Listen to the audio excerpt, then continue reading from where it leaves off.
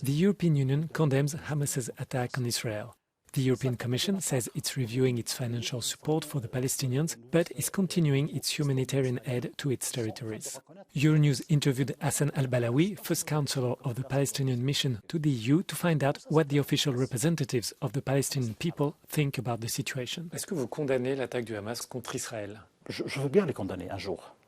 Le jour où l'État d'Israël reste dans ses propres frontières, à savoir quelles sont les frontières, et le jour où il y a un État palestinien indépendant, souverain, le jour où les Palestiniens ont le minimum de leurs droits, si un jour, ce jour-là, s'il y a une attaque, à ce moment-là, je condamne.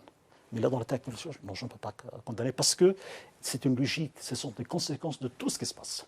L'Union européenne a annoncé hier qu'elle allait réexaminer son aide aux Palestiniens. Est-ce que vous êtes déçu? Je ne vous cache pas, oui.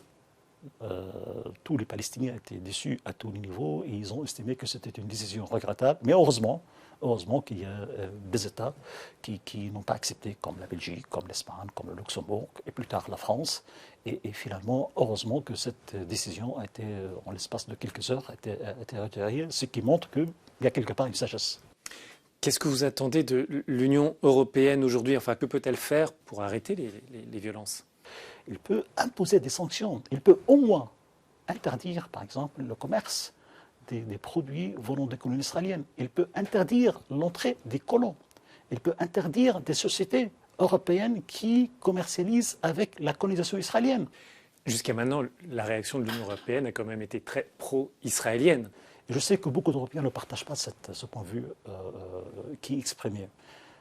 Mettre le drapeau israélien devant l'Union européenne, dire qu'Israël a le droit de se défendre, c'est donner une garantie, c'est donner une justification aux crimes que commet Israélien contre la population civile palestinienne.